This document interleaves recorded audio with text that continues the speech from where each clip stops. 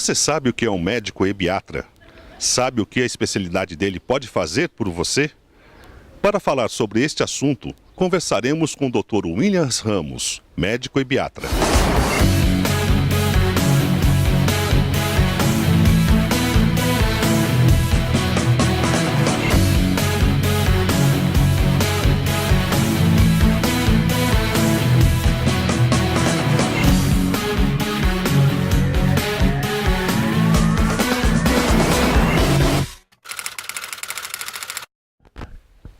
Dr. Williams, muito obrigado por ter vindo. O que é a ebiatria? Bom, a ebiatria ela é a medicina do adolescente, ou seja, ela é a área da medicina que vai trabalhar especificamente com os adolescentes, fazendo um atendimento integral a esse indivíduo, que seria o quê? O atendimento que acompanha o lado físico, ou seja, as mudanças corporais pelas quais ele está passando, observa muito e toma cuidado com as questões psicológicas, porque essas transformações emocionais são muito importantes nesse período, e acompanha todo o seu desenvolvimento social. Então, esse olhar integral, essa atenção, esse cuidado ao adolescente, que tem o nome de ebiatria. Dr. Williams, quais são os maiores problemas que os adolescentes enfrentam nessa fase da vida? Então, na verdade, quando a gente fala dos maiores problemas, né, e a gente pensa na questão do atendimento de ebiatria, que, como eu falei, é um atendimento integral a esse indivíduo, a gente tem que primeiro tirar a questão da ideia subjetiva de que adolescente não tem problema. Não, eles têm várias questões que têm que ser acompanhadas e que têm que ser bem avaliadas. Se a gente for pensar nas questões físicas, são várias. Claro que o principal, sem dúvida, são as questões relacionadas a crescimento e desenvolvimento físico. Ou seja, estou crescendo adequadamente, não estou, o meu tamanho de corpo, meus órgãos genitais estão adequados ou não, as meninas muito preocupadas às vezes com a questão da menstruação, então isso tem que ser avaliado. Além disso, alguns outros problemas, como obesidade, que hoje em dia é um problema de saúde pública, além das questões relacionadas a problemas específicos, como acne, alguns problemas ortopédicos estão cada vez mais comuns. Se a gente for ver na questão psicológica e emocional, a gente tem muitos problemas relacionados aos relacionamentos entre pais e filhos. Não tenha dúvida que isso é o carro-chefe dentro das questões psicológicas, emocionais que a gente pode vir a discutir durante uma consulta. Mas outras questões, como os primeiros contatos com a sexualidade, com a descoberta da sua sexualidade, suas dúvidas, também as questões relacionadas ao uso ou experimentação de drogas, tudo isso é muito importante. Sem dizer que, claro, pelo próprio ritmo de vida que a gente vê nos dias atuais, as questões de ansiedade têm se ampliado muito nessa faixa etária de adolescência. Então, quer dizer, a consulta e os principais problemas vão vir exatamente das demandas que essa família e que esse adolescente trouxer. Mas a gente sabe que esse olhar integral e principalmente esquecendo a ideia da subjetividade é muito importante. Você falou da importância dos pais. Essa importância em acompanhar a consulta seria uma coisa para quebrar um pouco aquela dificuldade que o adolescente tem em se relacionar com os pais, em fazer certas perguntas? Então, o papel dos pais é imprescindível, é importantíssimo que os pais participem. Claro, eles têm que entender que a dinâmica às vezes é um pouco diferente na consulta do adolescente. Eu primeiro converso com o adolescente em particular, para quê? Para que eu possa ouvi-lo. Não que eu tenha nenhum segredo, mas eu preciso saber algumas questões que às vezes eles têm um pouco mais de dificuldade de comentar com seus pais. E o que eu vou fazer? Eu vou sempre estimular que haja essa conversa com os pais. Isso é importante dizer que o adolescente tem direito, sim, ao seu sigilo durante a consulta.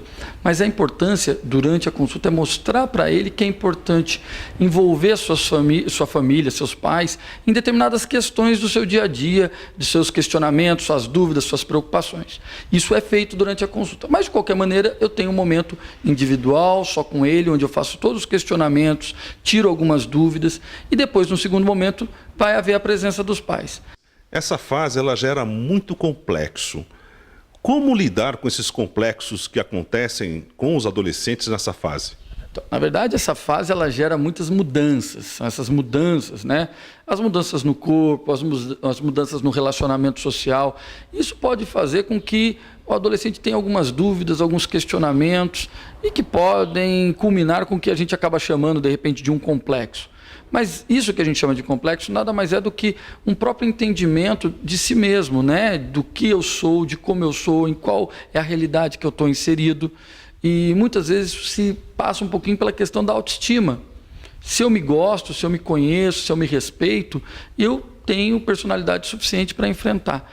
Isso às vezes é difícil na adolescência porque eles têm uma tendência muito grande de aceitação do grupo. E essa tendência à aceitação do grupo, ele acaba exercendo algumas atividades, desempenhando alguns papéis para ser aceito por esse grupo. E quando isso não acontece, quando ele é diferente ou quando ele é rejeitado, acaba causando uma coisa que a gente pode chamar de complexo. Mas eu acho que usar o nome complexo só fica muito subjetivo. Eu acho que a questão é saber, existem alguns problemas específicos que vão aparecendo, mas que se a gente tem um adolescente bem resolvido, bem trabalhado emocionalmente, seguro de si, se a gente ajuda o adolescente nesse processo, fica muito mais fácil ele passar por essa fase de uma forma tranquila. Hoje se fala muito em resiliência. A resiliência do adolescente em não se envolver com certos problemas dessa faixa de idade. Como que a gente pode trabalhar isso no adolescente? Então, na verdade, para quem não sabe, o que é resiliência? Resiliência é uma capacidade que você tem de responder a determinado pressão e responder a isso de uma forma a se defender sem que você tenha um dano, um prejuízo. Então, quando a gente tem uma pressão externa, o adolescente vai responder a isso, seja uma pressão externa por quê? Por influência do grupo ou por questões sociais, familiares, né? Ele é resiliente quando ele consegue se resolver, se defender disso. Então, a gente tem que trabalhar para que os nossos adolescentes sejam resilientes. Como é que eu consigo trabalhar o indivíduo, trabalhar a sua resiliência? Eu consigo isso através do quê? Trazendo fatores positivos, um autoconceito, uma autoimagem positiva em relação a quem ele é.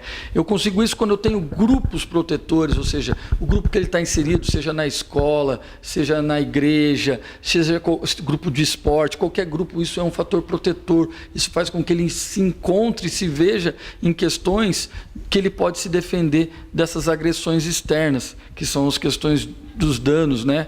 Que a gente pode ter, como eu falei, das questões familiares, das questões amizades escolares e tudo mais. Além disso, a questão da coesão familiar, a família unida, a família dando suporte, isso é muito importante. A questão das referências, quando eu tenho, não às vezes uma família, às vezes eu não consigo ter um pai e uma mãe que sejam referência para esse adolescente por várias questões sociais, mas eu tenho pessoas, tenho grupos que possam dar esse suporte. Então eu acho assim, a resiliência, ela é uma capacidade que esse indivíduo vai ter de se defender de vários danos de várias pressões externas. E a gente aumentando, criando uma força interna maior com todos esses suportes que eu falei, ele consegue ser um indivíduo mais resiliente.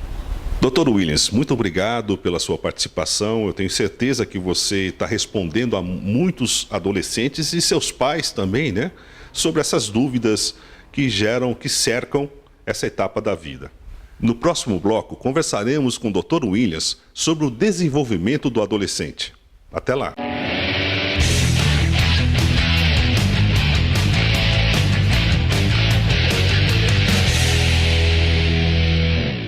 Saber Adolescer. Apoio Ganti. Educação e Cidadania.